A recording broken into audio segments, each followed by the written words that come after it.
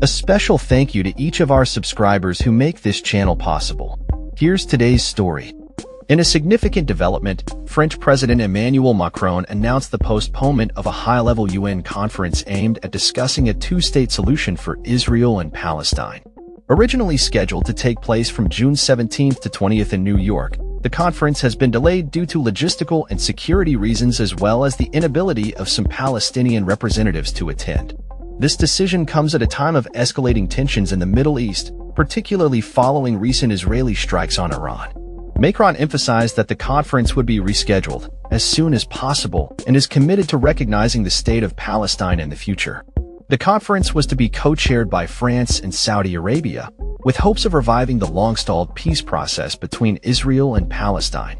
The Palestinian Authority viewed this event as a vital opportunity to garner international support for their aspirations of statehood.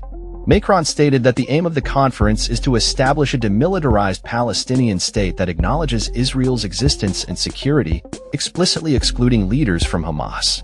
He highlighted the interconnectedness of the Israel-Iran conflict, the ongoing war in Gaza, and the broader situation for Palestinians in the region.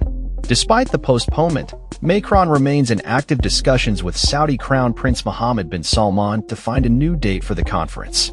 The UN ambassadors from France and Saudi Arabia have communicated to their counterparts in the 193 UN member nations that the delay is a direct result of current circumstances preventing regional leaders from attending.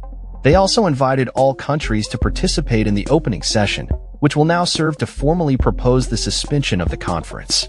The conference was intended to increase the number of nations recognizing Palestinian territories as an independent state, a goal that has seen more than 145 of the 193 UN member nations already extend recognition.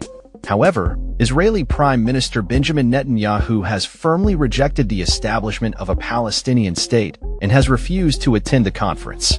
As the international community watches closely, the future of the peace process remains uncertain, with Macron's discussions with world leaders, including U.S. President Donald Trump and Netanyahu, highlighting the complexity of the situation. The postponement of the UN conference underscores the fragile state of diplomacy in the region and the urgent need for constructive dialogue to address the long-standing conflict between Israel and Palestine.